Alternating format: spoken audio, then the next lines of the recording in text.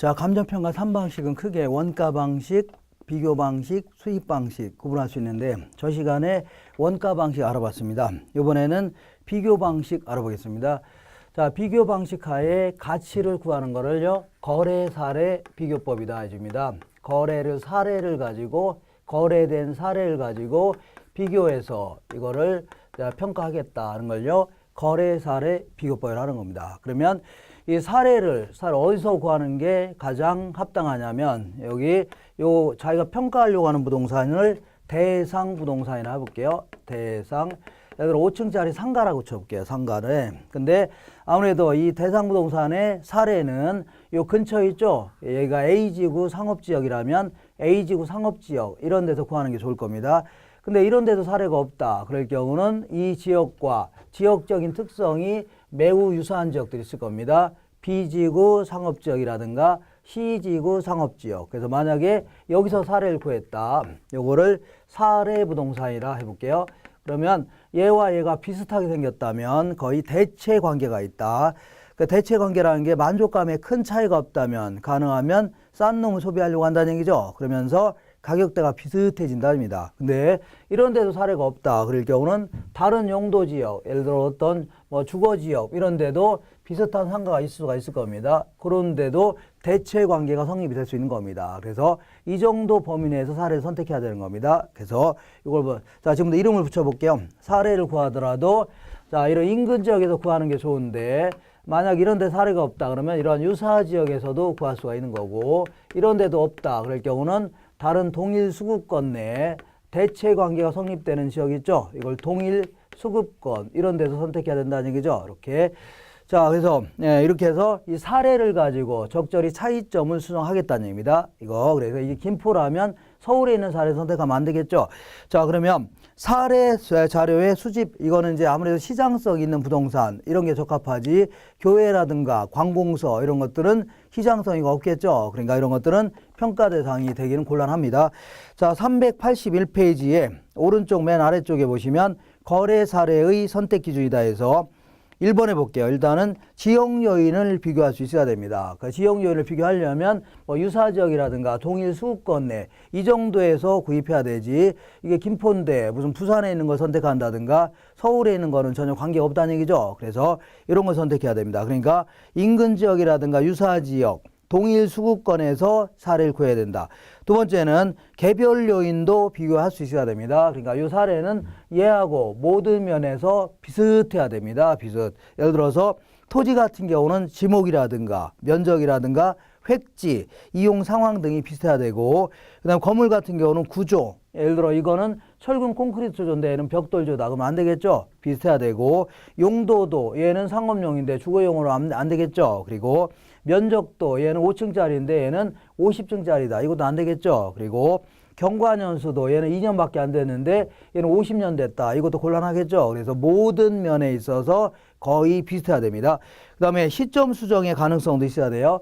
자, 그래서 얘는 2년 전에 3억에 거래된 사례다. 그럴 경우는 어느 정도 요즘에 거래한다면 좀 올라갔을 겁니다. 올라갔겠죠. 근데 30년 전에 1억에 거래된 사례다. 이거를 평가할 수는 없는 거죠. 곤란하다는 얘기입니다. 그러니까 가능한 거라고요. 최근에 거래했던 사례를 선택하는 게 좋습니다. 마지막으로 사정 보정의 가능성이라고 해서 특수한 사정이라든가 개별적 동기가, 자, 특수한 사정하면 무슨 예를 들어 정부에서 강압적으로 거래된 수용당한 거라든가 아니면 사기를 당했다든가 이러한 거를 특수한 사정이라 하는 거고, 그 다음에 개별적 동기다 해서 갑자기 급해서 좀 싸게 팔 수도 있죠. 이런 거가 게재되지 않은 사례를 선택하는 게 원칙입니다. 다만 아무리 찾아봐도 동일 수권 내 이러한 정상적으로 거래한 사례는 없다는 얘기죠. 그럼 어쩔 수 없이 선택은 가능한데 어떤 경우에 선택이 가능하냐면 이 특수한 사정을 수정할 수 있어야 되는 겁니다. 사정 보정이 가능해야 된다. 이렇게 해야 됩니다. 자, 그래서 이렇게 해서 사례 선택했다. 그러면 일단 이 사례가 얼마 2년 전에 3억에 거래된 사례다. 그러면 사례 부동산의 가격에다가 자, 곱하기 아무래도 이 비슷한 지역이지만 이 지역과 이 지역은 가격 수준은 차이가 나겠죠. 이것도 수정해 줘야 되는 겁니다. 이거를요, 지역 요인을 비교한다. 이렇게 얘기합니다. 지역 요인의 비교치를 곱해 줘야 되고, 그리고 얘는 똑같이 생겼다 하더라도 얘는 5층짜리고 얘는 4층짜리다. 그러면 차이가 날 수 있죠. 이것도 좀 수정해 줘야 됩니다. 이걸요. 개별 요인의 비교치를 곱해 줘야 됩니다. 개별 요인의 비교치도 곱해 줘야 되고, 그 다음에 얘는 2년 전에 3억에 거래된 사례다. 그러면 요즘에 거래한다면 좀 올랐겠죠? 이거 반영시켜 줘야 되는 겁니다. 이거를요. 시점 수정치라는 것도 곱해 줘야 됩니다. 시점 수정치라는 것도 곱해 줘야 되고, 만약에 얘가 이제 특수한 사정이 개입되어 있다. 뭐 친구에게 뭐 10% 싸게 거래했다든가 이런 게 있다는 얘기죠. 요것도 좀 반영시켜 줘야 되는 겁니다. 이거를요.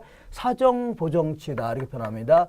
사정 보정치라는 걸 곱해서 이렇게 구한 걸 뭐라고요? 이거를 비준 가치다. 그래서 비교해서 준한 가치라고 해서 뭐라고요? 비준 가치다. 이렇게 표현합니다. 이때 자, 요 그 사례 부동산의 가격에다가 예를 들어 3억에다가 곱하기 3억에 거래했다면 여기다가 이제 항상 지역 요인의 비교치를 구할 때는 이렇게 구합니다. 사례분의 대상 한 다음에 대상.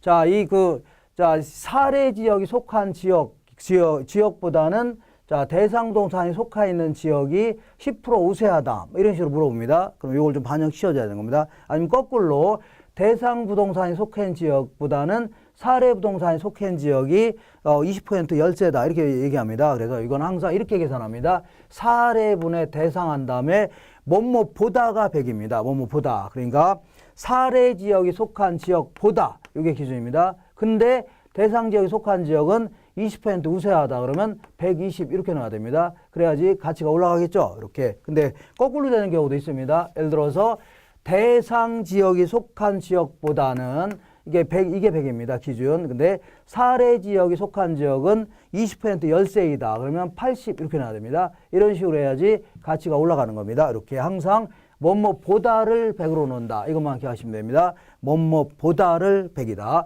그 다음에 개별 요인의 비교치도 마찬가지로 사례분의 대상 한 다음에 뭐뭐보다를 100으로 놔야 됩니다. 그 다음에 시점을 수정하는 방법은 크게 두 가지가 있는데 문제를 통해서 확인해 보시면 됩니다. 그 다음에 사정보정도 마찬가지로 사례분의 대상 한 다음에 자 뭐뭐보다를 100으로 놔야 됩니다. 이렇게 해서 구한 걸 뭐라고요? 비준 가치다. 이렇게 합니다. 한번 연습해 보겠습니다. 연습. 자, 한 장 넘기시면 384페이지 그 예제를 통해서 확인해 보겠습니다. 예제. 자, 예제를 보면 자, 거기 1번에 볼게요. 384페이지 아래쪽에 1번에 자, 사례 토지가 대상 토지보다 지역적으로 20% 우세하다는 얘기죠. 몇 프로 우세하다 이런 거는 우리가 할 수 있는 일 아니고 감정평가사가 이제 돌아다니면서 평가해야 되는 거고 여기서는 이런 식으로 계산하겠다는 얘기입니다. 사례 토지가 대상 토지보다 지역적으로 20% 우세하다. 그러면 대상 토지보다를 밑줄 쓰세요. 밑줄. 그러면 요게 100입니다. 100으로 놓고 그다음에 이 사례 토지가 대상 토지보다 20% 우세하니까 얘는 120으로 놔야 됩니다. 자, 이렇게 120분의 100 한 걸요. 지역 요인의 비교치라는 겁니다. 그 다음 2번 보겠습니다. 자, 대상 토지가 사례 토지보다 개별적으로 25% 열세일 경우에 개별 요인의 비교치는 그러면 대상 토지가 사례 토지보다라고 되어 있죠. 사례 토지보다를 100으로 놔야 됩니다. 100. 그래서 대상 토지가 사례 토지보다 25% 열세다. 그럼 얘를 75로 놔야 됩니다. 이런 식으로 하는 걸요. 개별 요인의 비교치라는 겁니다. 몇 번 연습하시면 됩니다.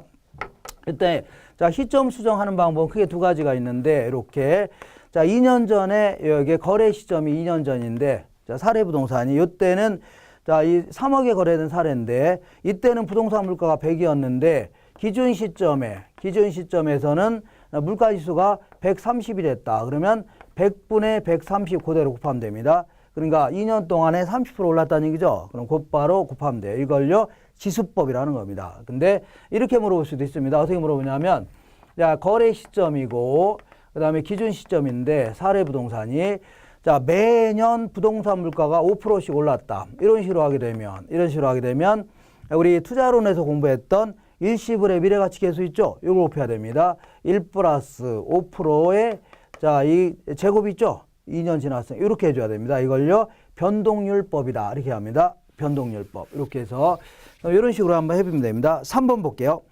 자, 자, 13년 7월에 택지를 구입했는데 기준 시점이 2018년 7월에 시점 수정치는 그러니까 5년 지났네요. 근데 자, 거래 시점에 택지 지가 지수는 100이었다는 얘기죠. 근데 2018년 7월에 택지 지가 지수는 120이 나오니까 5년 동안 20%가 올랐네요. 그러면 100분의 120 이렇게 되면 됩니다. 이렇게 하는 걸요 지수법이라는 겁니다. 그 다음에 4번 볼게요.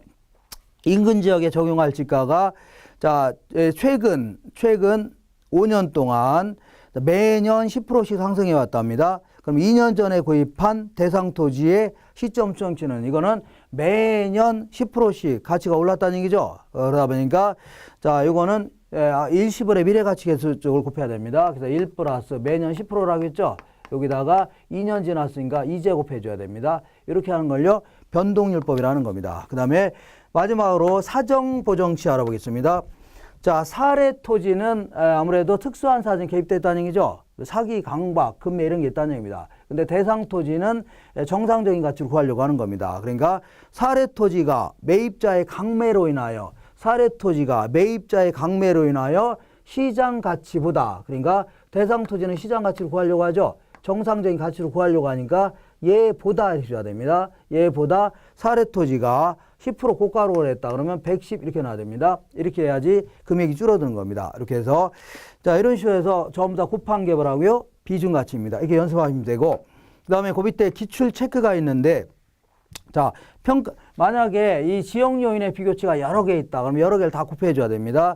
그래서 평가 대상 부동산에 속한 지역과 사례 부동산에 속한 지역이 다음과 같이 격차를 보이고 있는 경우에 상승식으로 산정한 지역 요인의 비교치는 당 격차 내역은 사례 부동산에 속한 지역을 100으로 자, 그 사정할 경우에 비준치이며 결과치는 소수점 넷째짜리에서 반올림하라는 얘기죠. 그러면 이거는 격차 내역이 지역 요인의 비교치가 몇 개 있어요?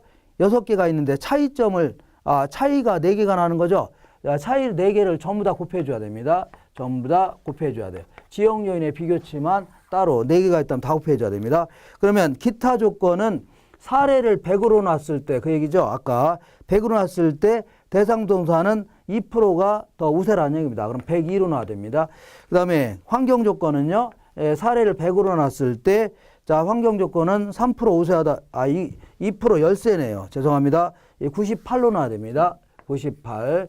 그 다음에 환경 조건은요. 얘를 100으로 놨을 때 3% 우세라는 얘기죠. 103으로 나옵니다. 그 다음에 가로 조건은요. 얘를 100으로 놨을 때 1%가 열세라는 얘기죠. 그러면 99로 놔야 됩니다. 99. 자, 그 다음에 접근 조건은요. 얘를 100으로 놨을 때 4% 우세하다니까 104 이렇게 곱해야 됩니다. 이렇게 하는 걸요. 상승식이라는 거고 그 다음에 만약에 이렇게 보통 물어보면 상승식으로 물어봅니다. 만약에 총화식으로 한다. 그러면 얘를 100으로 하고 얘는 뭐 104다. 얘는 100이고 198이다. 그래서 이걸 전부 다 있는 걸 다 더하는 겁니다. 더하고 해서 이것분에 이거 해준 거 있죠? 이런 걸 총화식이라 하는데 일반적으로는 이게 상승식 형태로 물어봅니다. 상승식. 그 다음에 임대사례 비교, 그거 하기 전에 간단히 자, 384페이지에 자, 위쪽에 배분법 및 공시지가 기준법이라고 있는데 이건 뭐냐면 자, 배분법은 이런 얘기입니다. 자, 이 대상 부동산은 나지입니다. 나지인데 아무리 찾아봐도 나지가 거래된 사례가 없다는 얘기죠. 동일 수급권 내. 그럼 어쩔 수 없이 건부지를 사례로 선택할 수는 있을 겁니다. 근데 요걸 바로 이거 수정하면 안 되겠죠. 이 전체가 예를 들어 10억에 거래했다면 요거를 요쪽과 나눠줘야 되겠죠. 나눈 다음에 토지 가치를 가지고 비교해야 될 거 아닙니까? 이때 나누는 방법은 이걸요. 이렇게 하는 걸 배분법이라는 겁니다. 나누는 방법은 두 가지가 있는데 공제 방식은 만약에 토지의 가치를 예를 들어 7억 정도 알 수 있다. 그러면 10억에서 7억 뺀 거 있죠? 이거 3억이다. 이렇게 하는 걸요. 공제 방식이라는 거고 비율 방식은요. 자, 건물과 토지의 가격 구성비가 7대 3이라는 얘기입니다. 그러면 얘를 7억을 여기다 집어넣고 여기다가요 3억 집어넣으면 되겠네요. 이렇게 하는 걸요. 이거를 그 비율 방식이라는 겁니다. 그리고 우리나라 이따가 다시 장을 하겠지만 자, 그 토지를 평가를 의뢰받은 감정평가사는 자, 이거를 어떻게 평가하냐면 이 토지의 가치를 평가를 의뢰받은 감정평가사는 자, 그 거래 사례 비교법을 약간 수정해서 자, 지역마다마다 정부에서 표준지라는 걸 선정해서 가치를 평가해 놓은 게 있습니다. 그래서 표준지를 가지고 수정하라는 얘기죠. 이게 표준지라면 이렇게 하는 걸요. 공시지가 기준법이라는 겁니다. 그래서 이 감정평가 규칙에 따르면 이렇게 평가하는 게 원칙입니다. 자, 그다음에 임대사례비법은 임대료 있죠. 최근에 거래했던 임대했던 임대 사례를 가지고 이거 수정해라 그런 얘기입니다. 이걸요. 임대사례 비교법이라 하는데 여기서는 좀 주의할 게 자, 요 부동산이 있는데 여기 또 부동산이 있는데 얘는 보증금 5억에 요거는 사례입니다. 사례고 요거는 대상 부동산인데 이 보증금 5억에 월 300만 원씩 주기로 하고서 임대했답니다. 그러면 이 임대료가 300만 원이니까 이걸 가지고 바로 수정하면 대환돼요? 안 된다는 얘기입니다. 왜냐하면 자, 요거 5억 요 무시하면 대환돼요? 5억도 은행에다 예치하면 이자 생길 수 있죠? 요것도 좀 반영하라는 얘기입니다. 그래서 이런 거. 그래서 자, 임대료 성격 있는 건 다 포함해서 이걸 실질임료로 하는 겁니다. 실질임료를 가지고 적절히 수정하라는 얘기죠. 이걸요. 임대사례 비교법이라는 겁니다. 이렇게 그것만 좀 기억하시면 됩니다. 자, 곧바로 그것만 기억하세요. 386페이지에 아래에서 7번째를 보시면 임대 사례의 정상화다 해갖고 첫 번째 점 맨 끝에 보니까 신규 계약으로서 계속 계약하게 되면 재계약하면 좀 사례 특수한 사정이 많이 개입될 수 있죠.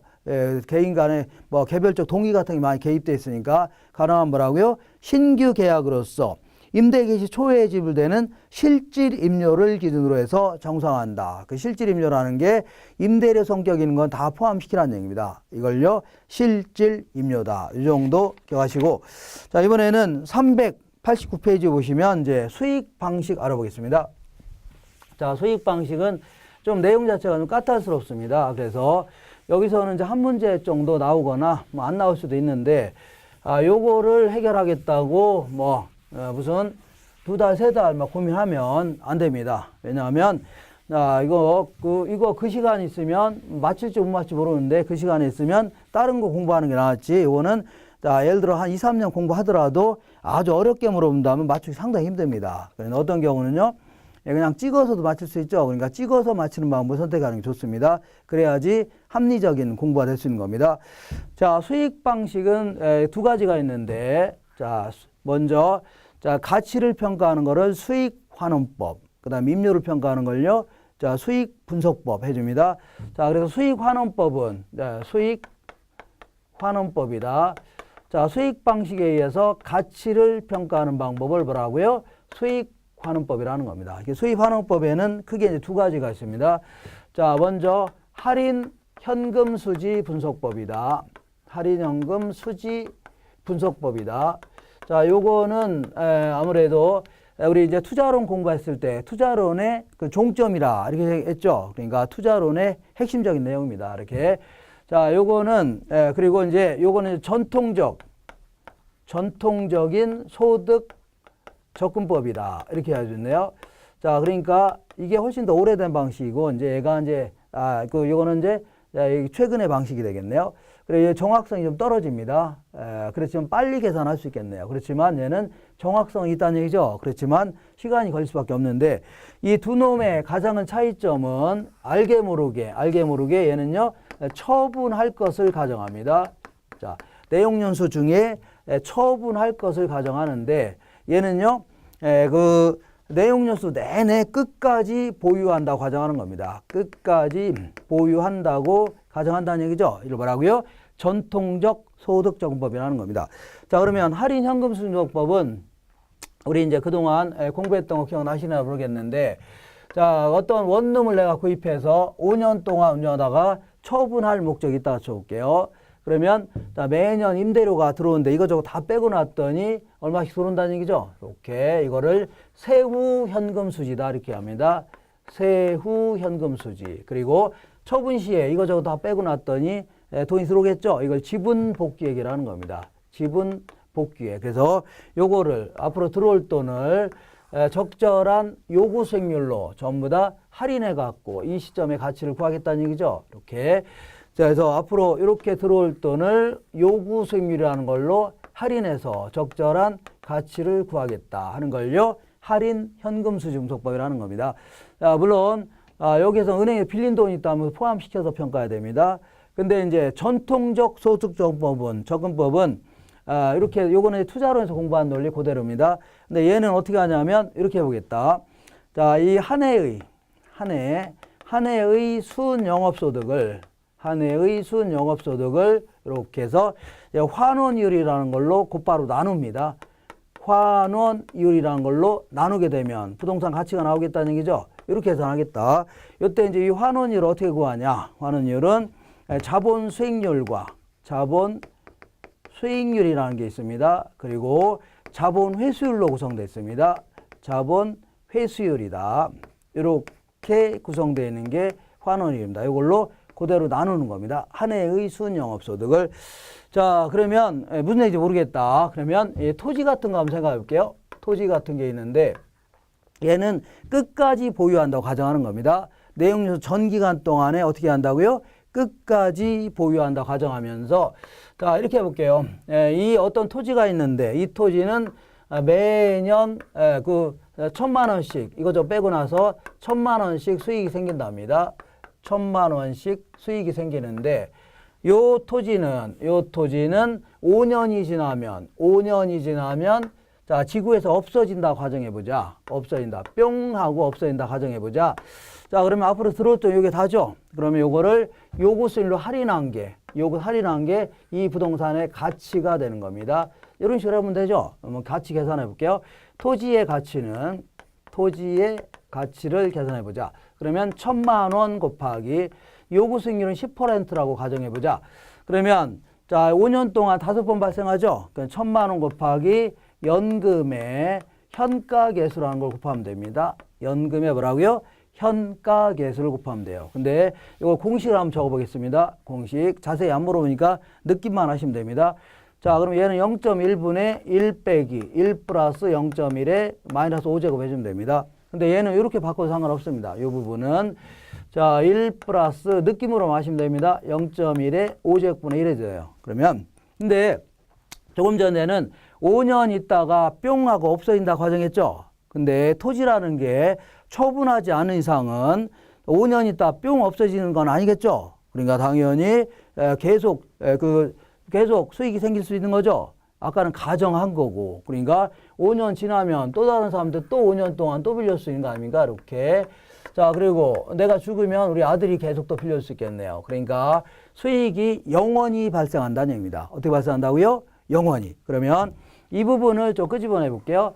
자, 1 플러스 0.1이면 1.1이죠. 1.1에 5제곱분의 1이었는데 이게 5, 6, 7, 8, 9 커지더니 무한대까지 커진다는 얘기죠. 무한대. 그러면 이게 1.1에 무한대가 되는 겁니다. 그러면 원래는 1.1에 5제곱분의 1이었는 요것분의 1이었는데 이게 점점 커지는 겁니다. 점점 커져서 무한대까지 커진다는 얘기죠. 그래서 3경 막 이렇게 3조 이렇게 커진다는 얘기죠. 그러면 1을 자, 예를 들어 3조로 나눠봐요. 거의 0으로 수렴한다 해줍니다. 0이 된다 해줄게요. 이게 0이 된다는 얘기죠. 그러면 1 빼기 0 하면 얼마요? 1 빼기 0 하면 1이죠. 그러니까 이게 1만 남는 겁니다. 1만 남다. 그럼 결국은 토지의 가치는 어떻게 구하면 된다고요? 이거 이거는 순영업소득을 기초로 합니다. 왜 이렇게 한 거는 조금 이따 잠깐 언급하기로 하고, 그리고 요거를 이 0.1을 자본 수익률이다 해줄게요. 토지 같은 경우는. 자, 자본 수익률이 뭐냐면 수익이 영원히 발생한다는 가정하에 요구 수익률입니다. 수익이 영원히 발생한다는 가정하에 요구 수익률. 그러니까 토지는 수익이 영원히 발생하죠. 그러니까 토지의 요구 수익률 자체가 뭐라고요? 자본 수익률입니다. 이렇게. 자, 이번에는 건물에 대해서 알아보겠습니다. 건물. 이번에는 건물에 대해서 알아볼 건데, 이 건물은 이것도 마찬가지로 5년 동안 매년 1,000만 원씩 수익이 발생한다고 쳐볼게요. 순수익이 1,000만 원씩 계속 발생한다 가정해보자. 그럼 이것도 마찬가지로 건물의 가치는 이렇게, 자, 이 그 순영업소득을, 한 해의 순영업소득을 1,000만 원이죠. 이거를 자본 수익률이라는 걸로 곧바로 나누면 돼요, 안 돼요? 안 된다는 얘기입니다. 왜냐하면 자, 이거는 수익이 영원히 발생한다는 가정하에 요구성질 아닙니까? 근데 건물은 수익이 영원히 발생해요? 발생하다 말아요? 건물은 언젠간 철거해야 되죠. 그러니까 영원히 발생하는 게 아니라는 얘기입니다. 그러니까 이렇게 평가하는 것은 틀린 계산입니다. 그럼 어떻게 하냐? 수익이 영원히 발생하도록 만들어 보자는 얘기입니다. 어떻게 하냐면, 자, 얘는 20년 지나면 철거해야 된다고 쳐볼게요. 그럼 철거하게 되면, 자, 이 수익이 계속 발생한다면 어떻게 하면 이렇게 되냐면, 자, 똑같은 건물을 또 구입한다고 가정하는 겁니다. 그러면 어떻게 하냐면 매년 자, 순수익에서 자, 이 감가율만큼을 더 빼내는 겁니다. 가치가 감소하는 비율만큼씩 추가로 나누는 게 할인하는 거죠. 할인은 게 여기서는 그냥 나는 할인율에 더 반영하는 겁니다. 그래서 감가율만큼 더 쫙쫙 빼내는 겁니다. 빼냈다가 나중에 건물이 철거하면 또 다른 건물 구입하는데요. 그럼 계속 또 수익이 발생하냐? 하지 않냐? 그러면 여기서 또 자, 감가율만큼 자본 회수율을 감가율을 하는 겁니다. 감가율을 더 빼내는 겁니다. 그럼 계속 발생할 거 아니냐는 얘기죠. 그래서 여기다가 요것만 덜렁 빼내면 안 되고 여기다가 자본 회수율이라고 해서 감가율만큼을 추가로 더 빼내는 겁니다. 그러니까 결국 나누는 금액이 커지니까 얘는 작아질 수밖에 없는 겁니다. 이때 자, 만약에 이렇게 해볼게요. 그러면 감가율을 어떻게 계산하냐면 만약에 100억짜리 부동산이라 쳐볼게요. 예를 들어서 자, 얼마짜리라고요? 100억짜리 부동산인데 20년 지나면 철거해야 된다. 그러면 정액법을 가정한다면 100억 나누기 20년 하니까 매년 5억씩 감액이 된다는 얘기죠. 그러면 매액이 감가율이 얼마냐면 100억분의 5억 해주면 되겠네요. 요거는 약분하면 20분의 1이죠. 그러면 20이면 내용연수네요. 그러니까 내용연수분의 1. 내용연수분의 1 이렇게 해준 게 감가율이 되는 겁니다. 문제가 어렵게 나오면 이게 물어볼 수는 있는데 어쨌거나 여기서 중요한 거는 그냥 자본 수익률만 덜렁 나누면 돼요, 안 돼요? 안 된다. 매기 감가율만큼을 더 빼내는 겁니다. 그러니까 추가 더 빼낸다는 얘기죠. 그럼 나누는 금액이 커지니까 당연히 건물 가치는 토지 가치보다 훨씬 낮게 평가될 수밖에 없는 겁니다. 이렇게 해서 해자 그런 얘기입니다. 자, 이렇게 해서 알고 계시고 그 다음에 자, 이번에는 자, 거기에 391페이지 보시면 전통적 소득정법이라는 게 있고 자녀환원법이라고 있는데 자, 얘는 거의 비슷한 건데 뭐가 차이가 나냐면 이거 지우겠습니다. 지우기다. 이렇게 좀 지우겠습니다. 자, 복합부동산에 있어서 차이가 납니다. 자, 복합부동산에 있어서 이 전통적 소득정법은 이 전체의 순수익이 있을 겁니다. 전체의 순영업소득을 전체의 환원율, 이걸 종합환원율로 해줍니다. 이렇게 해서 나누겠다. 그러니까 아무래도 이렇게 계산하면 정확성이 좀 떨어집니다. 그러면 자녀환원법은 어떻게 하냐면 자, 건물 따로 계산하고 토지 따로 계산하겠다입니다. 건물 따로, 토지 따로. 그러면 건물의 토지의 순수익은 이렇게 나눠야 되겠네요. 건물의 순수익과 토지 순수로 나눈 다음에 토지의 순수익은 뭘로만 나누면 돼요? 자본 수익률로만 나누면 되는 겁니다. 자본 수익률. 근데 건물 같은 경우는 자본 수익률에다 뭘 더해줘야 돼요? 건물은 철거해야 되죠. 그러니까 자본 회수율까지 더해서 이렇게 얘 따로 계산하고 얘 따로 계산하는 걸 뭐라고요? 자녀환원법이라는 겁니다. 뭐라고요? 자녀환원법. 이렇게 하시고 그 다음에 그 밑에 391페이지 아래쪽에 보시면 환원 대상 소득에 따라서 전통적 소득 환원법이라든가 혹은 접근법 똑같은 겁니다. 그 다음에 자녀환원법은 한 해의 순영업소득을 기초로 해서 환원한다, 할인한다 이렇게 표현합니다. 근데 저당지분환원법은 아니면 할인현금수준도법은 처분을 가정하는 겁니다. 그래서 매액이 자 저당지분 같은 경우는 세전현금수지, 할인현금수준도법은요 매액이 세후현금수지, 그리고 처분했을 때 뭐가 생겨요? 지분복귀액도 생기죠. 요걸 가지고 할인한 형태입니다. 요거는 자 할인현금수준법하고 거의 똑같은데 저당지분환원법은 세전현금수지를 기초로 한다. 이것만 차이가 있는 겁니다. 그래서 그거는 이제 이따가 담비하기로 하고 이번에는 한 장 넘겨볼게요. 근데 왜 순영업소득을 기초로 해서 자 환원하냐 그런 얘기인데 그거는 뭐냐면 이런 얘기입니다. 예를 들어서 여기에 1,000만 원이 있는데 1,000만 원을 자 10%로 자 나눈 게 환원율이 10%라고 쳐볼게요. 그럼 1억이라고 쳐볼게요. 1억이다. 그러면 만약에 여기에 세금이 포함되어 있다. 그러면 이것도 세금이 포함되어 있는 환원율로 나눠야 되는 겁니다. 그래서 1억 됩니다. 근데 만약에 이게 세금이 10% 빠져 있다는 얘기죠. 그럼 900만 원이 되겠네요. 그럼 이걸 그대로 10% 나누면 돼요, 안 돼요? 안 되는 겁니다. 계산이 틀립니다. 그러면 자, 얘가 세금이 빠져 있다면 얘도 세금이 빠져 있는 환원율로 나눠야 되는 겁니다. 그러니까 10%에 10% 하면 1%죠. 1% 빼서 9%로 나눠야 1억이 되는 겁니다. 그러면 무슨 얘기 하려고 하는 거냐면 얘가 세금이 포함되어 있다. 그러면 얘도 뭐라고요? 세전 환원율로 나눠야 됩니다. 얘가 세금이 빠져 있다. 그럼 이걸 뭐라고요? 세후 환원율로 나눠야 됩니다. 그럼 얘가 만약에 상각비가 포함되어 있다. 그러면 얘는요, 상각전 환원율로 나눠야 됩니다. 상각비가 빠져 있다. 그러면 얘는 뭐라고요? 상각후 환원율로 나눠야 돼요. 근데 이걸 왜 여기서 여기다가 상각전 환원율로 하려고 하냐면, 자, 여기 있는 걸 여기서 조정하겠다는 얘기입니다. 자본 회수를 여기서 조정하는 거니까. 자, 이렇게 해서 이거 순영업소득을 기초로 하겠다는 얘기입니다. 순영업소득 자체가 아직은 상각비가 반영돼 있는 그 순영업소득입니다. 그래서 거기서부터 밑에서 자본 회수율이라는 걸 가지고 조정하려고 이렇게 순영업소득을 기초로 할 뿐입니다. 이렇게 하시고, 자, 지금부터 순수익에 대해서 알아보겠습니다. 392페이지에 주로 이제 물어보는 내용 위주로만 정리하시면 됩니다. 자, 순수익이라는 게 뭐냐면, 자, 이 건물에 대해서 이 건물이 있다면 매기 적정한 순수익을 산정해서, 자, 이 순수익을 산정해서 뭘로 나누라고요? 환원율로 나눠 갖고 여기서 적정한 수익 가치를 구하겠다는 얘기죠. 수익 가치를 구하겠다. 이걸요. 자, 이 그 수익 환원법이라는데, 자, 이거는 이제 적정한 가치를 구하려고 하는 거니까 이 순수익은 혹은 순수익은 순임료를 얘기합니다. 보통 임대용 부동산을 가정한다면 요거는 자, 아무래도 그 몇 가지 조건을 좀 갖춰야 됩니다. 적정한 가치를 구하기 위해서는 정상적인 가치를 구하려면 순수익의 요건을 좀 알아볼게요. 자, 기억법 보겠습니다. 자, 얘는 이제 통상의 이용 주체라든가 이용 능력과 규모, 방법으로 얻어지는 보통 일반적인 수익을 얘기해야 됩니다. 무슨 얘기냐면 아주 자, 임대를 잘하는 사람이 임대했을 때 받는 임대료 있죠.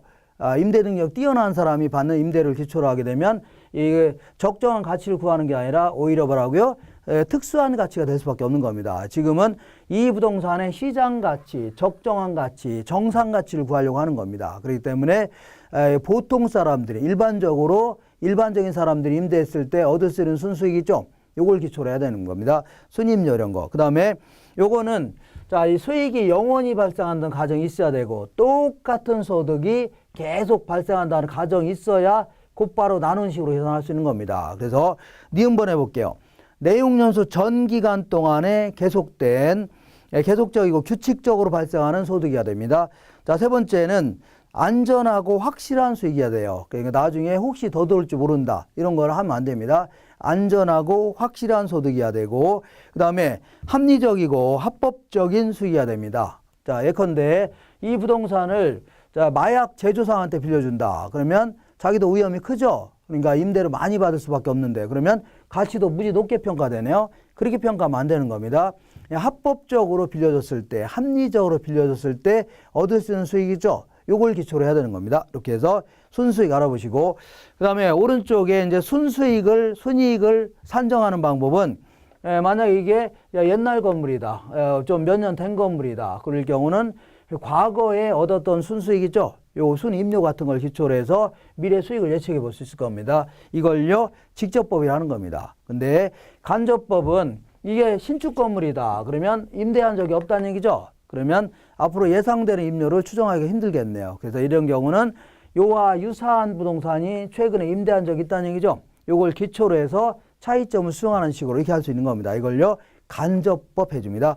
그 다음에 잔여법은 아까 얘기한 대로 자, 잔여환원법은 토지 따로 계산하고 건물 따로 계산하는 거죠. 그러면 이 전체가 10억이라면 자, 토지에 발생하는 그 순수익과 건물에 발생하는 순수익으로 따로 다 나눠줘야 되는데 이때 만약에 토지 잔여법은 어떻게 하는 거냐면 이 건물의 순수익을 알 수 있다. 6억 정도로. 그러면 여기서 이거 뺀 게 이게 4억이라는 얘기죠. 이렇게 하는 걸요, 토지잔여법 해주고, 자, 건물잔여법은 토지의 순수익을 알 수 있다. 한 3억 정도를 알 수 있다. 그러면 여기서 이거 뺀 게 건물의 순수익이다. 이렇게 하는 걸요. 건물잔여법 이렇게 합니다.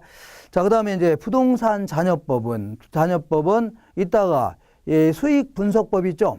수익 방식에서 임료를 평가하는 방식 여기서 할 겁니다. 자, 그리고 이 순수익의 산정 방법, 계산 방법은 우리 투자론에서 했던 거 있죠. 가유순 전후 이렇게 해서 평가하면 되는 겁니다. 가능 조소득에서 공실 및 분양부채 빼주고 이런 식으로 했죠. 해주면 됩니다. 자, 이번에는 394페이지 환원이율에 대해서 알아보겠습니다. 환원이율. 자, 그러면 환원이율은 자, 요거로 넘길 수 있죠. 예, 나누기가 넘어가면 곱하기가 됩니다. 곱하기가 넘어가면 나누기가 되겠네요. 그러면 이제 환원이율은 이렇게 해주면 되겠네요. 여기 넘어가죠. 수익가치분의 부동산의 적정한 가치분의 시장가치분의 순수익이 차지하는 비율 이렇게 해주는 게 뭐라고요? 환원이율이라는 겁니다. 이때 자, 환원이율과 관련돼서 그 오른쪽에 보시면 395페이지에 중간에 위에서 10번째 보시면 환원이율을 구하는 방식 요거 자주 물어보는데 자, 지금은 어떤 한 개의 부동산이 있다고 볼게요. 한 개의 부동산에 대해서 환원이율을 구하는 방식인데 자, 환원이 어떻게 구성되어 있다고요? 자본 수익률하고 뭘로 구성되어 있다고요? 자본 회수율로 구성되어 있죠. 자본 회수율, 감가율로 구성되어 있는데 이때 일단 한 개의 부동산이니까 얘는 뭐 한 개입니까? 이거는 이제 일정하다 과정하고 도대체 자본 수익률을 어떻게 구할 수 있냐? 여기에 초점을 맞춰지는 겁니다. 자, 그러니까 이 자본 수익률의 정체가 뭐예요? 토지 같은 경우는 요구 수익률입니다. 요구 수익률은 어떻게 한다고요? 무위험 이자율에다가 위험 할증률을 더해가면서 구하는 거죠. 우리 투자로에서 계산한 거 아닙니까?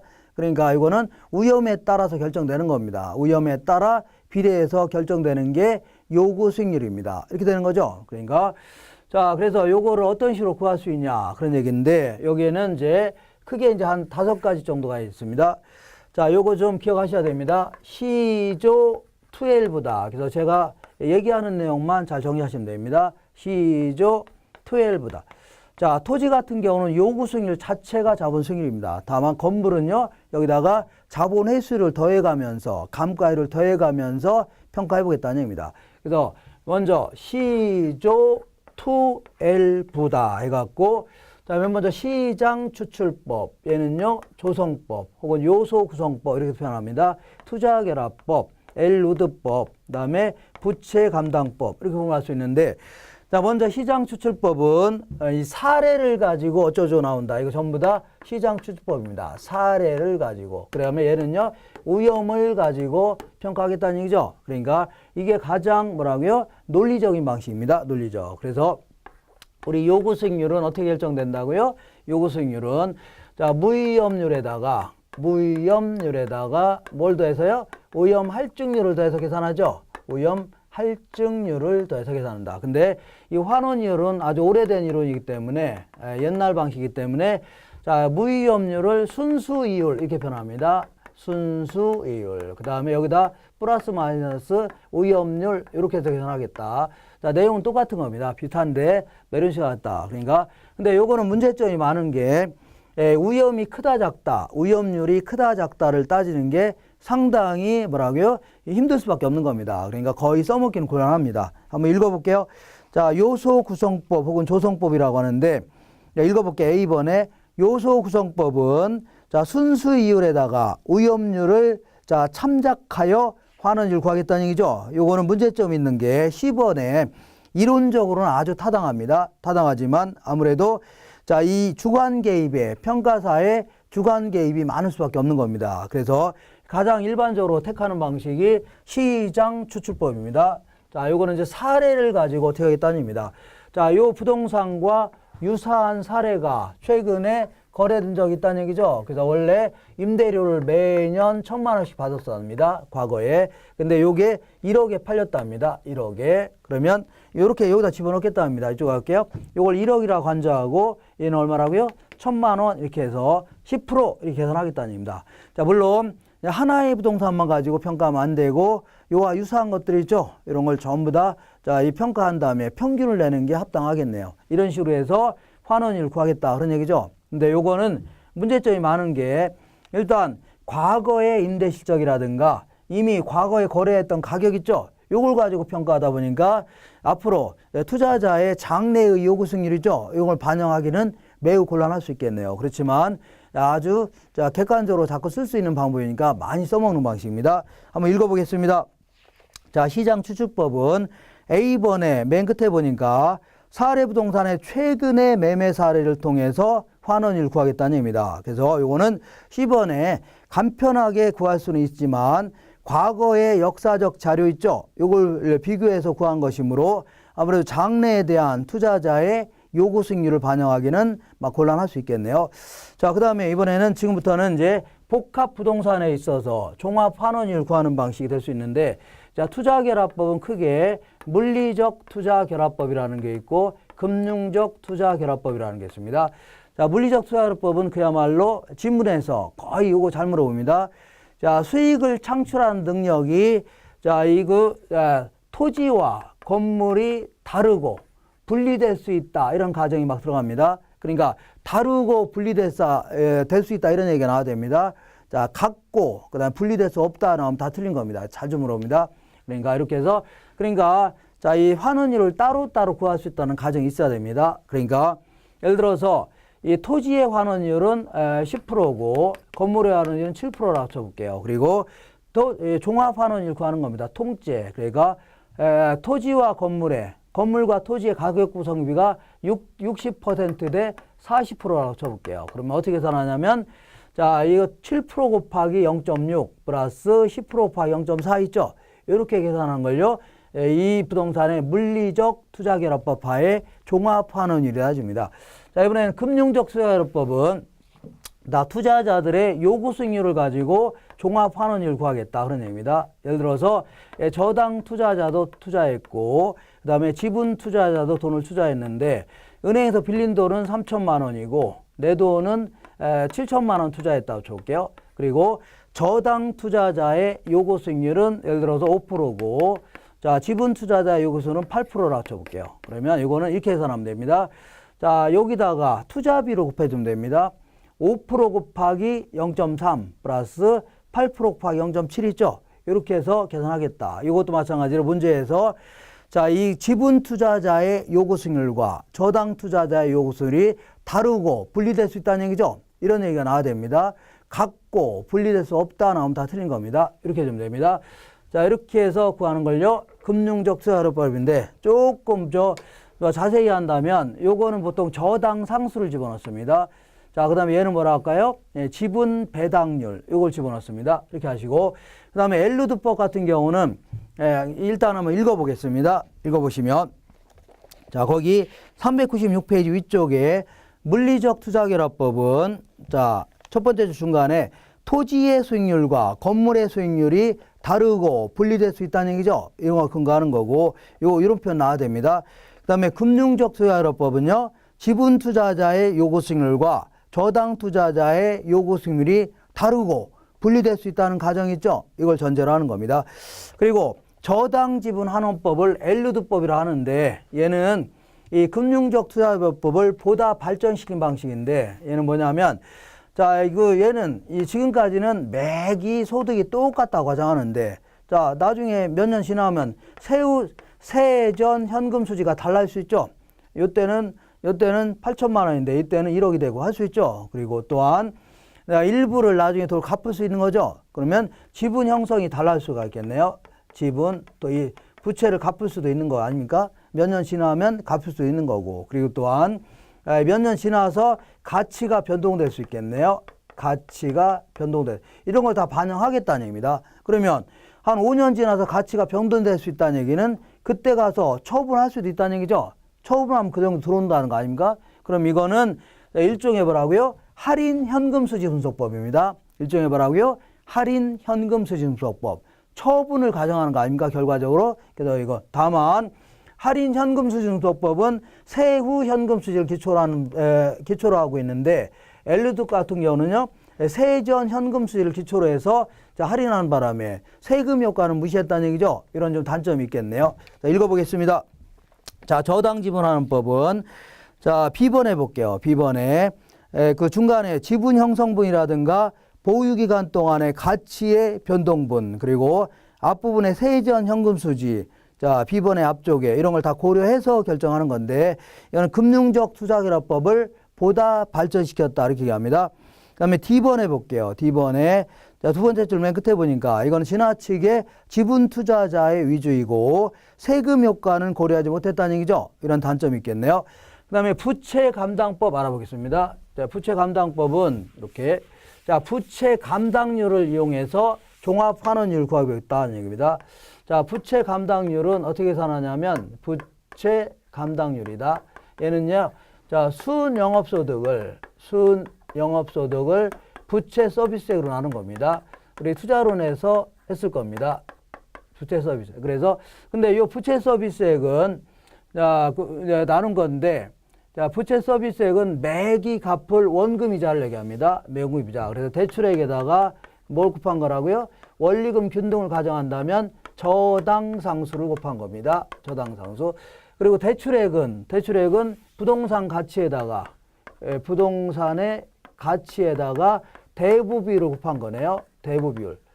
자, 그러니까 1억에다가 대부 비율이 60%라면 6천만 원이라는 얘기죠. 이게 대출액 아닙니까? 그러면 우리 이제 환원율은 부동산 수익 가치분의 순수익이 차지한 비율이죠. 이 순수익은 순영업소득을 얘기합니다. 그러니까 결국은 이렇게 된 게 자, 이 환원율 아닙니까? 그러면 요것만 남겨놓고 다 더 넘기는 겁니다.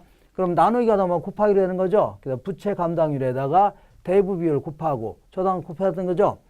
여기다가 대부 비율 곱하기 저당서 곱한 거죠. 그래서 이렇게 해서 계산한 게 자, 부채 감당법하의 환원율인데 이렇게 암기하세요. 저부대다. 이렇게 저부대.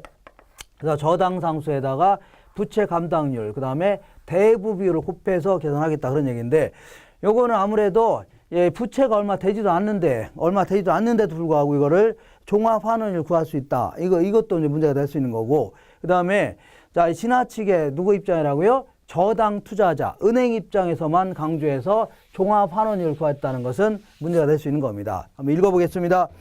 자, 부채 감당법은 두 번째, 부채 감당률을 이용해서 종합 환원율을 구하겠다는 얘기죠. 그래서 오른쪽에 397페이지 보시면 객관적이고 간편한 방법이지만 대출 비율이 얼마 되지도 않는데 이걸 가지고 환원율 구하겠다. 이것도 문제가 되는 거고, 지나치게 누구 입장이라고요? 저당 투자자 입장에서만 자, 이 환원율 구하겠다는 그러한 좀 비판을 받고 있습니다. 그 다음에 순수익 환원 방법 알아보겠습니다. 자, 지금까지는 하나의 부동산에 대해서 주로 이제 자본 수익률이 어떤 식으로 결정할 수 있냐, 뭐 그런 얘기 하는 거고, 그리고 이번에는 자, 부동산이 다양한 형태의 부동산이 있습니다. 여러 가지 형태의 부동산이 있는데, 자, 부동산, 1호 부동산도 있고, 1호 부동산, 여러 가지 부동산이 있을 겁니다. 그러면, 자, 환원율 어떻게 구성되어 있다고요? 자본 수익률하고, 그 다음에 자본 회수율로 구성되어 있죠?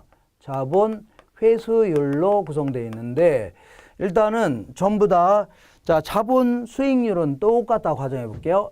똑같다고 가정하고, 부동산마다 자본 회수율을 어떤 식으로 적용할 수 있냐, 그 얘기하는 겁니다. 자본 회수율을 어떤 식으로 적용할 수 있냐, 그런 얘기인데, 이거는 토지가 있다고 쳐볼게요. 토지. 자, 그 다음에 이쪽에다 보겠습니다. 이쪽에다가 이거는 건물이 있다. 여기는 뭐가 있다고요? 건물이 있다. 자, 토지 같은 거를요, 비상각 자산이다. 비상각이 봐요. 이거는 금액이 깎여 나가는 게 아니죠. 그래서 언젠간 철거하는 게 아니라는 얘기입니다. 근데 얘는 언젠간 철거해야 되죠. 그러니까 상각자산이다. 이렇게 표현합니다. 상각자산이다. 자, 그러면 일단은 순영업소득, 순수익이라는 겁니다. 순수익은 다 똑같다. 다른 조건은 다 똑같다고 가정하는 겁니다. 자, 얘도 얼마라고요? 1,000만 원 똑같다. 자, 그러면 환원율을 계산해 볼게요. 환원율은 얘는 10%다. 그 얘기인데, 토지 같은 경우는 토지의 요구 수익률 자체가 환원율이죠. 요구 수익률 자체가 자본 수익률이 되는 겁니다. 그게 환원율입니다. 근데 건물 같은 경우는 자, 이 10%로 그대로 환원율로 나누면 안 되죠. 자본 수익률로 나누면 안 돼요. 왜냐하면 건물은 언젠가 철거해야 되죠. 그러니까 얘는 매기 감가상각률만큼을 더 빼내야 되는 겁니다. 자본 회수율이라고 그러죠. 이거 매기 5%라고 하면 이렇게 계속 더해서 나눠줘야 됩니다. 그냥 가치가 줄어들 수밖에 없네요. 그러니까 이게 수익 가치가 됩니다. 수익 가치는 얘는 1억이라면 얘는 당연히 줄어들 수밖에 없네요. 추가로 더 빼내야 되니까. 자, 그러니까 얘는요 6,667만 원이 될 겁니다. 이렇게. 자, 이런 식으로 계산하면 되는 건데 이렇게. 근데 요거는 이제 어장이 있다고 쳐볼게요. 어장. 그 다음에 이거는요 광산이 있다고 쳐보자. 광산. 자, 어장 같은 경우에는 이 어장을 운영하려면 물 밑에 뭐가 있어요? 땅이 있죠. 땅이 있잖아요. 그래서 자, 이 땅 이런 것들은 비상각 자산입니다. 근데 어장을 운영하려면 양식 같은 거 한다 생각하시면 됩니다. 그러면 각종 뭐가 있어요? 어구용 도구 같은 거 있죠. 이런 것들은 상각 자산이 되겠네요. 그러니까 자, 여기는 비상각 자산과 뭐가 포함되어 있다고요? 상각 자산이 포함되어 있는 겁니다. 광산도 마찬가지로 땅은 비상각 자산인데 각종 광업용 도구 같은 거는 상각 자산이라는 얘기죠. 이렇게 섞여 있는 부동산인데 어쨌거나 매년 순수익은 순영업소득은 1,000만 원씩 똑같다고 가정해보자. 그리고 그 자본 수익률은 다 똑같다고 가정해보자. 자본 수익률 똑같다고 가정하는 겁니다. 이렇게 다 똑같다. 자, 그러면 어쨌거나 이 토지 같은 걸 환원하는 방법을 요걸 뭐라고 하냐면 토지를 환원하는 방법을 직접법 이렇게 표현합니다. 자, 뭔 법이라고요? 직접법. 자, 여기서 말하는 직접법입니다. 그리고 요걸요 직선법이라는 겁니다. 직선법. 그래서 이 토지 같은 경우는 그 영원히 수익이 발생하죠. 그러니까 자본을 회수할 필요가 있어 없어요? 자본을 회수할 필요가 없는 겁니다. 근데 건물 같은 경우는 또 언젠가는 철거해야 되죠. 그러니까 수익이 영원히 발생하도록 만들려면 매년 감가상각인 만큼을 추가적으로 자본을 회수해야 되는 겁니다. 자본을 회수해야 된다. 근데 요거는 자본을 회수해서 해당 부동산에 재투자한 건 아니라는 얘기입니다. 왜냐하면 이 건물은 언제 철거하는 거죠. 없어지는데 어떻게 여기다 어떻게 재투자합니까? 그러니까 얘는 여기서 말한 재투자라는 것은 해당 부동산, 당해 부동산에 재투자한 건 아니라는 얘기죠. 근데 자, 어장 같은 거 보겠습니다. 어장이라든가 광산은 일단 뭐하고요? 상각자산이 들어가기 때문에 자본을 회수해야 되는 겁니다. 자본을 회수해야 된다. 얘도 뭐라고요? 자본을 회수해야 돼요. 자, 회수해야 되는데 얘네들은 어장이나 광산 같은, 특히 어장 같은 경우는 그 물고기가 씨가 마르지 않은 이상은 영원히 막 재투자할 수 있는 거죠. 계속 들어온 돈을 재투자할 수 있고 광산도 이제 재투자할 수 있는 겁니다. 광산에 계속 재투자가 가능하다는 얘기입니다. 자, 재투자가 가능하다. 얘도 뭐라고요? 재투자가 가능하다는 얘기입니다. 자, 그러니까 광산 상각자산이 있으니까 자본을 회수해야 되겠네요. 5%씩 감가율이 5%라고 하면 5% 회수해야 된다는 얘기입니다. 일단 회수해야 된다. 근데 얘들은 자, 이 자본을 회수했는데 바로 또 부동산에 해당 부동산에 또 투자할 수 있다는 얘기죠. 그럼 재투자하게 되면 수익이 생겨 안 생겨? 생길 수 있다는 얘기입니다. 이거를요 재투자 수익률이라는 겁니다. 그러니까 어장이 됐든 광산이 됐든 자 볼게요. 자, 이 5%를 회수해서 다시 재투자했더니 그 재투자액 대비 수익률이 매년 3%씩 발생한다 쳐볼게요. 매년 얼마씩이요? 이것도 마찬가지로요. 매년 3%씩 추가로 발생한다는 얘기죠. 그러니까 자, 추가로 발생하는데 근데 이 어장 같은 경우는 수익이 어떻게 해요? 영원히 재투자했다는 수익이 생길 수 있죠. 물고기가 씨가 말리지 않은 이상은 영원히 재투자 가능하잖아요. 근데 광산은 광물이 채굴이 끝나면 더 이상 재투자할 수 있어 없어요? 거기다 재투자할 수 없는 거 아닙니까? 그러면 일정 기간 지나면 안전한 곳에 묻어온다고 가정하는 겁니다. 그러다 보니까 자, 내용처 전체를 통해서 얘는 3% 정도의 재투자 수익률이 생긴다면 얘는요 일정 기간 동안에만 3%고 그 다음부터는 은행 같은 데 묻어놓는다고 가정하는 겁니다. 그럼 한 1%밖에 안 된다고 가정하면 평균적으로 2% 정도밖에 못 얻는 거네요. 전 기간을 거쳐서. 그러니까 얘는 5% 자본을 회수했지만 재투자했다는 수익률이 한 3% 된다는 얘기죠. 요걸 빼니까 결국은 2%씩만 회수하면 된다 그런 논리고 얘는요. 자, 2%의 재투자 수익률이 생기니까 결국은 자, 3%씩 자본을 회수해야 된다 그런 얘기입니다. 그러다 보니까 얘는 1,000만 원을 자, 자, 12% 나누니까 얘는 얼마 되냐면 8,333만 원 될 겁니다. 이거는 정확한 계산이 아니라 제가 이론을 돕기 위해서 이렇게 만들어 본 겁니다. 그리고 얘 같은 경우는요, 7,692만 원이 될 겁니다. 7,692만 원. 자, 지금부터 이렇게 어장 같은 거 환원하는 방법을 예를요, 연금법이다. 이렇게 표현합니다. 연금법. 그 다음에 광산 같은 거 환원하는 방법을요, 이것도 상환기금법. 이렇게 표현합니다. 상환기금법이다. 자, 그리고 요거 기억하세요? 연어, 그 다음에 광주상고 이렇게 해서 기억하시든지 어떻게 해야 됩니다. 연어, 광사. 자, 그래서 얘 같은 경우는 재투자하는데, 자, 당해 부동산에, 해당 부동산에 영원히 재투자한다 과정하는 겁니다. 본래의 사업에 계속 재투자한다 과정하고, 얘는요, 일정 기간 동안에만 재투자하고, 그다음부터는 안전한 곳에 묻어둔다 과정하는 겁니다. 다른 데다가 묻어둔다 가정하는 거니까. 자, 그리고 그러니까 얘 같은 경우는 계속 여기다 재투자하는 겁니다. 그러니까 일종의 환원율이 나올 수밖에 없는 거고, 얘는요, 일정 기간 지나면 환원율이 달라지겠죠. 그래서 2종의 환원율을 사용한다. 이렇게 얘기합니다. 자, 이렇게 해서 이 정도를 정리하는 게, 자, 이 수익환원법입니다.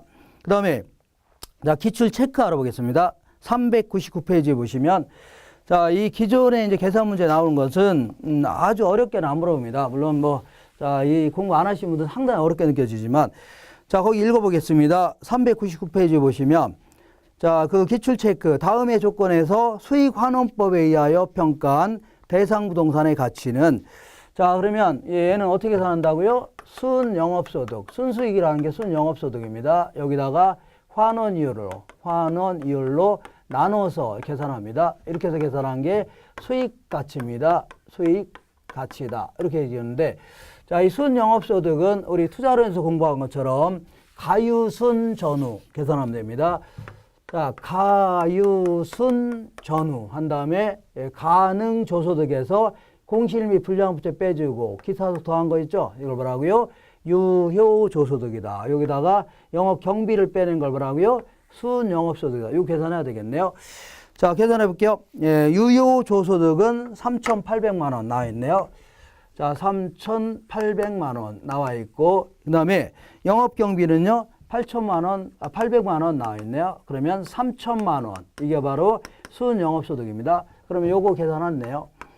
자, 그리고 환원율을 구하는 방식이 여러 가지가 있는데, 여기서는, 자, 이제 종합환원율 구해야 되겠는데, 거기 보니까 토지의 환원율 5% 나와 있고, 그 다음에 건물의 환원율은 10% 나와 있네요. 이거는, 자, 이 투자결합법 중에 물리적 투자결합법으로 구하라는 얘기입니다. 그래서 토지 가격과 건물의 가격 구성비가 40대 60이죠. 40% 대 60%. 그러면 여기다가 0.4를 곱해주고, 여기다가요 0.6을 곱해줘서 더해준 게 바로 물리적 투자결합법 하의 종합환원율이 되는 겁니다. 이거 계산하면 8%가 되네요. 그래서 여기다 8%에서, 자, 여기서 이거 나누면 됩니다. 이게 아마 3억 7,500만 원 되겠네요. 3억 7,500만 원. 이렇게 해서 계산하고, 그 다음에 수익 분석법이라고 있는데, 죄송합니다. 자, 수익 분석법은, 자, 이거는 이제 기업용, 이거는 자세히 안 물어봅니다. 기업용 부동산에만 적용할 수 있는데, 무슨 얘기냐면, 어떤 회사가 있다. 자, 회사가 있다면, 회사가 이제 순수익이 발생한다. 이익이 발생하게 되면, 아니면 수익이 발생한다. 적게요. 자, 수익이 발생하면 수익 창출에 공헌한 자한테 나눠줘야 되겠죠. 노동자들한테는 임금의 형태, 그 다음에 자본을 투자한 자들한테는 이자, 그 다음에 경영자들한테는 이익의 일부를 나눠줘야 되고, 그 다음에 부동산도 공헌한 거죠. 부동산. 그래서, 근데 부동산은 꼼짝 안 하고, 자, 그렇기 때문에 논리 자체가 뭐냐면, 우리 이제 토지자녀법의 논리하고 비슷하게, 자, 수익이 생기면 우선해서 노동자본 경영에 먼저 배분해줘야 된다는 얘기입니다. 그리고 남는 게 있다면, 자, 이 부동산에 배분해줘야 된다는 얘기죠. 이걸요, 부동산 자녀법 이렇게 합니다. 그러면 만약에 이 회사를 운영하지 않고 그냥 임대만 한다고 쳐볼게요. 임대만 한다고 하면, 자, 부동산 자녀법 하에 나오는 임료 있죠. 여기서 말하는 임료를 순임료라고 할게요. 여기다가 아무리 임대만 한다 하더라도 이 정도 받아내야 되죠. 이 정도 못 받으면 회사를 계속 꾸려나가는 게 좋겠네요. 네. 근데 아무리 임대만 한다 하더라도 재산세 이런 거 내야 돼, 안 내야 돼요? 내야 되죠. 그러니까 이런 필요재경비를 더해서 필요로 하는 여러 경비를 더해서 임료로 책정하겠다. 이걸 뭐라고요? 수익 임료로 하는 겁니다. 이렇게 평가한 거를요, 수익 분석법이다. 이렇게 줍니다. 근데 요거는 굳이 물어본다면 요거는 기업용 부동산. 자, 회사 같은 거에만 이게 해당되는 거지 다른 부동산은 이런 식으로 적용할 수 없는 겁니다. 이렇게만 하시면 됩니다. 자, 그 다음에 어디 가냐면 403페이지에 가격 공시 및 감정평가 실시다에서 요게 요즘에 해마다 한 문제씩 물어봅니다. 그러니까 요것도 정리가 좀 되셔야 됩니다. 해마다. 자, 우리나라에서는 부동산 가격 공시에 관한 법률 여기에 따라서 자, 일단 예전에는 토지와 주택에 대해서만 가치를 평가해서 이걸 공시하도록 하고 있었는데 지금은요, 이 비주거용 같은 거 있죠? 이런 거 공장이라든가 상가도 이제 평가하도록 하고 있습니다. 그렇지만 이거는 강제성은 없습니다. 강제성은 없고 그냥 그 비주거용 같은 경우는 뭐 국세청 이런 데 다 평가하고 있습니다. 그러니까 굳이 평가할 필요는 없다는 얘기입니다. 그래도 그 작년부터 비주거용 같은 경우에도 가격 공시에 관한 법률에 따라 실어놨습니다. 자, 그래서 이거 볼게요. 그전에는 토지와 뭐라고요? 주택에 대해서만 주택에 대한 평가라고 했는데 자, 작년부터는요. 주택. 자, 비주거용도 평가 대상에 포함시켰습니다. 비주거용. 자, 그래서 이렇게 세 가지. 자, 다네요, 다. 먼저 토지 같은 경우는 이렇게 구분합니다. 구분해서 자, 이 어떤 지역이 있는데 지역마다마다 아주 대표성을 지니고 있는 땅이 있을 겁니다. 대표성. 그러니까 모든 가격이라든가 아니면 이용 상황이라든가 이런 것들이 있어서 남들과는 거의 자, 평균적으로 이용하는 거 있죠. 가장 표준적으로 이용하고 있는 땅, 이런 땅을 뽑아내는 겁니다. 이걸요, 표준지다 이렇게 표현합니다. 표준지. 그래서 이 표준지를 뽑아낸다며 표준지에 대한 지역마다마다 자, 시군구마다마다 표준지 같은 걸 뽑아내서 표준지 공시지가를 작성합니다. 요거는 자, 누가 결정 공시하는 거냐면 국토교통부 장관이 결정 공시하는 겁니다. 자, 국토교통부 장관 이렇게 좀 되겠네요. 자, 국토부 장관 써볼게요. 요거는 언제까지냐면 2월 말까지는 결정 공시해 놓고 있어야 됩니다. 자, 그러면 이걸 기초로 해서 관할 시장 군수 구청장은 구청장은 자기 동네에 있는 모든 땅에 대해서 필지별로 제곱미터당 가액을 결정해 놓은 거 있죠? 필지별로 이걸요 개별 공시지가 이렇게 합니다. 개별 뭐라고요? 공시지가다. 자, 요거는 언제까지냐면 5월 31일까지는 결정 공시해 놓고 있어야 됩니다. 자, 그다음에 이 주택 같은 경우 볼게요. 주택 같은 경우는 이것도 얘는 이제 구분합니다. 단독주택과 뭐라고요? 공동주택으로 구분한 다음에 이 단독주택은 우리 토지하고 거의 비슷하게 이제 평가합니다. 거의 똑같이 비슷하게. 자, 먼저 지역마다마다 대표성을 지니고 있는 단독주택이 있을 겁니다. 표준적으로 이용되고 있는 단독주택. 요걸 뽑아낸 다음에 요거에 대해서 표준주택 가격이다. 표준주택 가격이라는 거를 결정합니다. 이것도 마찬가지로 누가 하는 거냐면 국토교통부 장관이 결정 공시하는 겁니다. 자, 그래서 이거는 언제까지 하는 거냐면 이거는 1월 말까지는 결정 공시해야 됩니다. 1월 말까지. 그러면 자, 이 국토교통부 장관이 작성한 표준주택가격을 기초로 해서 시군구청장은 자기 동네에 있는 모든 단독주택 있죠? 굉장히 많이 있을 겁니다. 이거에 대해서 평가해 놓은 거예요. 개별 주택가격 이렇게 표현합니다. 개별 주택가격이다. 자, 요거는 누가 작성 공시하는 거냐면 시군구청장이 결정 공시하는 겁니다. 이거 언제까지냐면 4월 30일까지 이렇게 해야 됩니다. 근데 여기서 또 하나 주의할 것은 시군구청장은 지들 맘대로 평가하면 안 됩니다. 평가하면 안 되고 자, 국토교통부 장관이 자, 이 작성해서 이게 보내주는 토지가격 비준표라는 게 있습니다. 가이드라인이죠. 그리고 자, 주택 가격 비준표라고 있는데 요거에 맞춰서 평가해야 되지 지들 마음대로 평가하면 안 됩니다. 그 다음에 이제 공동주택은 아파트, 연립 이런 걸 얘기하는데 이런 것들은 자, 이 공동주택 가격이다. 공동주택 가격 요거 하나로만 공시합니다. 이거는 이제 전국에 있는 모든 아파트 연립 같은 거 있죠. 다 뽑아내서 전수조사를 통해서 평가하는 겁니다. 이게 무슨 수로 평가합니까? 이거는 이제 한국감정원한테 의뢰하는 겁니다. 그럼 감정원은 전국에 다 그 지사가 있겠죠. 거기서 이제 평가하는 겁니다. 그래서 자, 이거는 이제 누가 결정 공시하는 거냐면 결정의 공시의 주체는 국토교통부 장관입니다. 자, 다만 자, 한국감정원에 의뢰할 뿐입니다.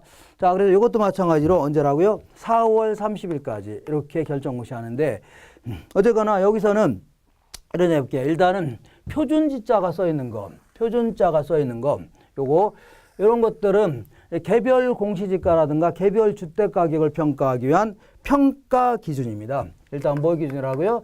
평가 기준이다. 이것도 뭐라고요? 평가 기준이다. 그리고 보통 이제 토지 같은 거 수용했을 때 아니면 주택을 수용했을 때 자, 이 보상 기준으로 쓰는 겁니다. 보상금을 책정하기 위한 기준. 이것도 뭐라고요? 보상 기준입니다. 보상 기준. 그리고 나머지는 전부 다 조세를 부과하기 위한 기준입니다. 조세 기준이다. 이것도 뭐라고요? 조세. 지방세라든가 국세 같은 걸 부과하기 위한 기준입니다. 다만 개별 공시지가는 어떤 지역이 개발 이익이 생겼다. 정부에서 여러 개발 사업 하는 바람에 주변 지역이 땅 가격이 올라갈 수 있죠. 그런 거에 대해서 자, 이 개발 부담금 같은 거 부과할 때도 요걸로 써먹습니다. 개발 부담금이다. 자, 그 다음에 우리 이제 비주거용. 자, 이 비주거용은 뭘 얘기하냐면 뭐 상가라든가 공장 이런 걸 얘기하는데 요것도 마찬가지로 거기 보시면 거기는 안 나오는데 일반 비주거용 건물이라는 게 있고 그 다음에 집합 비주거용 건물이라는 게 있습니다. 일반 주거용 건물이라는 것은 뭐냐면 비주거용 그냥 어떤 상가 3층짜리 상가를 갖고 있다. 어떤 사람이 이런 걸 뭐라고요? 일반 비주거용 건물이라는 거고 그 다음에 집합은 공동주택하고 비슷하게 자, 아파트가 있다면 아파트도 구분 구역된 마다마다 구분 소유권 인정되는 것들이죠. 이런 거를 공동주택이라는 거죠. 그러면 이것도 마찬가지로 어떤 상가가 있는데 구분 구역된 마다마다 별도로 분양하는 것들이죠. 이런 걸 뭐라고요? 이거를 여기서 집합부동산이라는 겁니다. 같은 상가라 하더라도 공장이라 하더라도 자, 이렇게 구분 구역된 마다마다 별도로 분양하는 것 있죠. 아파트형 건물이라든가 이런 것들, 이런 걸 얘기합니다. 자, 그래서 일반 부동산은 자, 요것도 마찬가지로 이렇게 이제 결정 공시합니다. 먼저 자, 이러한 그 3층짜리 상가라든가 이런 것 중에 가장 대표성을 지니고 있는 상가라든가 공장 있죠. 이걸 뽑아내는 겁니다. 이걸요. 자, 표준 부동산 가격이다 해줍니다. 뭐라 한다고요? 표준 부동산 가격이다. 이렇게. 자, 이건 누가 결정 공시하는가 하면 자, 국토교통부 장관이 결정 공시하는 겁니다. 국토교통부 장관. 이렇게. 자, 그 이것도 마찬가지로 1월 말까지는 결정 공시해야 됩니다. 1월 말까지. 자, 그러면 이 국토교통부 장관이 결정해 놓은 표준 부동산 가격 있죠? 요걸 기초로 해서 자기 동네에는 모든 상가라든가 개인들이 소유하는 일반적으로 이런 것들을 좀 평가하겠다는 얘기죠. 이걸 뭐라고요? 이거를 뭐라냐면 개별 부동산 가격 이렇게 얘기합니다. 개별 부동산 가격이다. 이렇게 해줍니다. 이건 누가 하는 거라고요? 시군 구청장이 하는 겁니다. 이거 거의 흡사하게 생각하시면 됩니다. 흡사하게. 이건 누가 하는 거라고요? 시군 구청장이 결정 공시하는데 이것도 마찬가지로 4월 30일까지 하는 겁니다. 4월. 자, 그다음에 자, 이렇게 이제 구분 구획된 마다마다 별도로 분양하는 상가라든가 공장 같은 거 있죠? 이걸 집합 부동산이다. 이렇게 표현합니다. 여기서 집합. 그래서 이것도 자, 이거는 뭐 표준 이렇게 구분하는 게 아니라 이거는 집합 부동산 가격. 집합 부동산 가격으로만 공시합니다. 이건 누가 결정 공시하는 거냐면 국토교통부 장관이 결정 공시하는 겁니다. 이것도 마찬가지로 언제까지라고요? 4월 30일까지. 그래서 거의 주택하고 거의 비슷하다고 생각하시면 됩니다. 주택하고 거의 비슷하게. 자, 그래서 일단은 자, 표준자가 나온다. 표준자가 나오는 거는 전부 다 자, 개별 부동산 가격을 평가하기 위한 평가 기준입니다. 평가 기준이고 당연히 보상금을 책정하기 위한 기준이 될 수 있는 겁니다. 그리고 나머지는 전부 다 뭐라고요? 조세 기준입니다. 조세를 부과하기 위한 기준이다. 이렇게 하시고 자, 그 다음에 이렇게 해서 몇 번이고 좀 보셔야 됩니다. 보시면 되고 그리고 이런 얘기를 추가로 할게요. 자, 국토교통부 장관이 결정 공시하는 것들 국토교통부 장관이 결정 공시하는 것들은 전부 다 자, 중앙부동산 가격 공시위원회라는 게 있습니다. 공시위원회. 자, 이러한 여기에 심의를 거쳐서 결정 공시해야 됩니다. 심의. 그 다음에 시군구청장이 결정 공시하는 것들은 시군구 부동산 가격 공시위원회 있죠? 여기에 심의를 거쳐야 된다. 이렇게 하시고 그 다음에 이번에는 어떠한 가격이든 이의 신청이 가능합니다. 이의 신청. 그래서 이의 신청의 결정 공시한 날로부터 30일 이내에 이의 신청이 가능합니다. 이의 신청이 가능한데 여기서 주의할 게 이의 신청은 결정 공시한 자한테 해야 됩니다. 결정 뭐라고요? 공시한 자한테 해야 돼. 그러니까 예를 들어서 자, 개별 주택 가격은 누구한테 하라고요? 시군 구청장한테 이의 신청해야 됩니다. 표준지 공시가 이의가 있다. 그럼 누구한테요? 국토교통부 장관에 해야 됩니다. 이렇게. 자, 그 다음에 그러면 이의 신청을 받은 결정 공시한 자는 이의 신청 기간 만료일로부터 30일 내에 자, 이 이의 신청 내용에 자, 심사해서 결과를 통보해 줘야 됩니다. 결과를 통지해 줘야 되는데 통지 혹은 자, 이거는 이제 서면으로 해 줘야 됩니다. 서면. 이렇게 해 줘야 되고 하나만 더 기억할 게 있는데 이 개별 자, 이 표준지 공시가를 개인이 갖고 있다. 그러면 이것도 세금 내야 되죠. 그러면 그때는 표준지 공시가 자체가 뭐라요? 개별 공시가 되는 겁니다. 이것도 마찬가지로 표준주택 가격을 개인이 갖고 있다. 표준주택. 그러면 이것도 세금도 내야 되죠. 그때는 뭐라고요? 개별주택이 되는 겁니다. 이렇게 개별주택 가격으로 간주하는 겁니다. 자, 문제를 통해서 확인해 보겠습니다. 확인하면 어디 보냐면 405페이지에 보시면 자, 문제 보겠습니다. 자, 부동산 가격 공시 및 감정평가에 관한 설명으로 옳은 것은 1번 개별 공시가에 대하여 이의가 있는 자는 개별 공시가의 결정 공시일로부터 60일 이내가 아니라 30일 이내입니다. 그 다음에 국토교통장관은 표준지의 가격을 산정할 때는 그 타당성에 대하여 행정자치부 장관의 검증을 받는 게 아니라 중앙부동산 가격공시위원회 심의를 거친다 해줘야 돼요. 심의. 그 다음에 3번 보시면 국토교통부 장관은 일단의 공동주택 중에서 선정한 표준주택이 아니라 개별주택 중에서 선정한 표준주택에 대해서 표준주택에 대하여 매년 공시기준 현재의 적정 가격을 조사평가한다. 이렇게 해야 됩니다. 그 다음에 4번 볼게요. 시군구청장은 공시기준 이후에 토지의 분할이라든가 합병이 발생할 경우에는 7월 1일을 기준으로 하여 개별 주택 가격을 결정 공시한다. 1월 1일 이후에 분할 합병할 수 있죠. 그럼 다시 평가해서 공시해 줘야 됩니다. 이거는 우리 해설에 그 밑에 나오는 것처럼 1월 1일부터 5월 31일까지 발생한 사유는 6월 1일을 기준으로 합니다. 그 다음에 6월 1일부터 12월 31일까지 있죠. 이때까지는 다음 연도 1월 1일 기준으로 해서 결정 공시합니다. 이렇게 하시고 5번 볼게요. 동법령에 따라 공시한 공동주택 가격은 자, 주택시장의 가격 정보를 제공하고 국가, 지자체 등의 기관이 과세 등, 믿으세요? 과세 등의 공동주택 가격을 평가하는 가장 큰 이유는 뭐라고요? 과세를 위해서 산정하는 겁니다. 이거 맞는 편입니다. 자, 마지막으로 감정평가 실시에 대해서 알아보겠습니다. 감정평가 실시는 자, 이거 보실게요.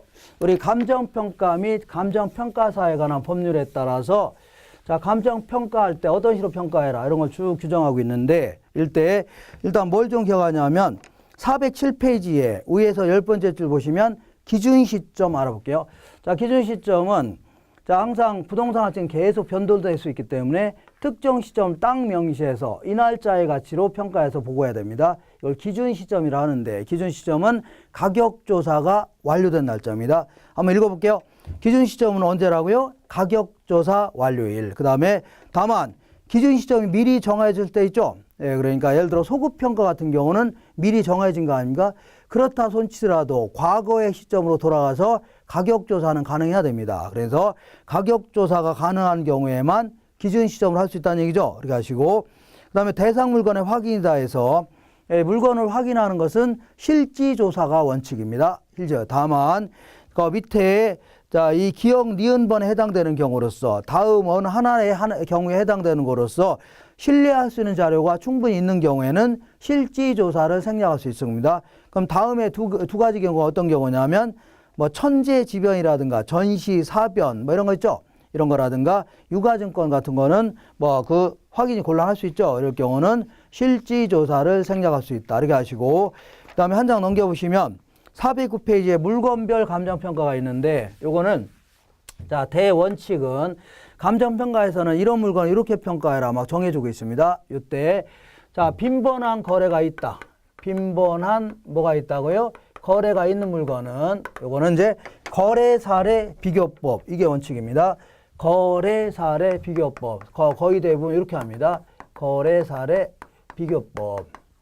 자, 그 다음에 하나만 더 한다면, 자, 무형자산이라고 해서 형태가 없는 자산, 특허권이라든가 영업권, 광업권 이런 식으로 형태가 없는 자산이 들어가면 어떤 식으로 들어가게 되더라도 이거는요, 수익환원법으로 합니다. 수익 뭐라고요? 환원법으로 한다. 일단 대원칙이 요겁니다. 그리고 토지는 어떻게 평가하는 게 원칙이냐면 공시지가 기준법이다. 공시지가 기준법은 뭐냐? 자, 이거는 자, 이 어떻게 하냐면 거래 사례 비교법을 약간 수정해서 토지의 가치를 평가할 때는 자, 정부가 정해놓은 표준지가 있겠죠? 요걸 가지고 수정하라는 얘기입니다. 이걸요, 공시지가 기준법. 밑줄 쳐볼게요. 자, 먼저 자, 토지의 감정평가 409페이지에 토지의 감정평가는 1번에 공시지가 기준법을 적용한다. 기억하시고, 그 다음에 그 밑에 건물의 감정평가. 자, 생각해 볼게요. 건물만 별도로 거래되는 경우는 거의 없죠. 그러니까 얘는 원가법으로 해줘야 됩니다. 원가법. 들어간 비용이 있죠. 그렇지만 토지와 건물을 일괄해서 평가한다. 그러면 보통 토지와 건물을 일괄해서 거래하는 게 일반적이죠. 요거는 빈번한 거래가 있을 수가 있겠네요. 그러니까 요거는 어떻게 평가라고요? 거래 사례 비교법. 세 번째 줄에 뭐라고요? 거래 사례 비교법. 다만 그 줄 맨 끝에 보니까 감정평가액은 합리적인 기준에 의해서 기준이 있다면 토지와 건물로 구분해 표시할 수 있다는 얘기죠. 자, 그러니까 어떻게 해요? 거래 사례 비교법으로 평가하되 합리적인 기준으로 나눌 수는 있다는 얘기입니다. 그 다음에 자, 산림을 감정평가하는 경우는 산에 있는 땅 있죠? 그거하고 나무들은 따로따로 평가하는 게 원칙입니다.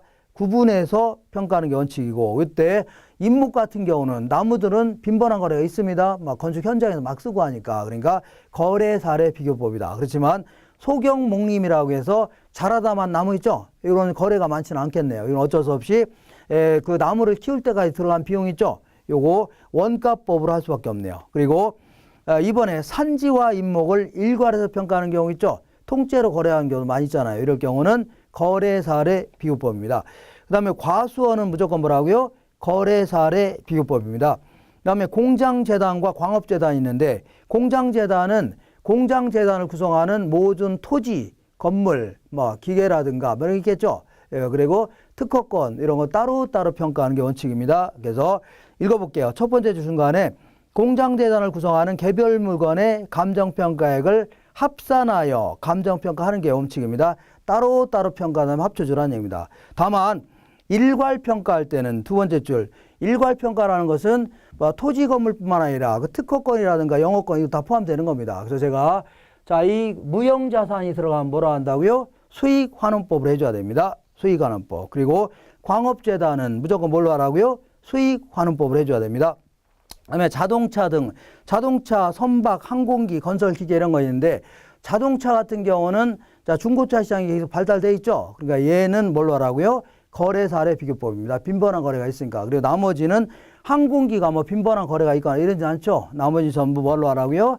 자, 이게 원가법으로 해줘야 됩니다. 원가법. 그리고 자, 이 거의 쓸모가 없다. 그럴 경우는 고물상 가격, 해체 처분 가격을 해줘야 됩니다. 그 다음에 동산, 뭐 기계라든가 이런 걸 동산이라는데 이것도 거래 사례 비교법으로 평가합니다. 그 다음에 임대료도 마찬가지로 임대 사례 비교법 해줍니다. 그 그다음에 무형자산의 감정평가다에서 동그라미 3번에 영업권, 특허권, 실용신앙권, 디자인권, 상표권, 저작권, 전용 축선 이용권, 뭐 전용 축선은 뭐 철로 근처를 이용할 수 있는 권리 같은 거 있죠. 이런 걸 얘기하는데 이거 전부 다 일종의 무형자산이죠. 전부 다 뭘로 하라고요? 수익환원법을 해줘야 됩니다.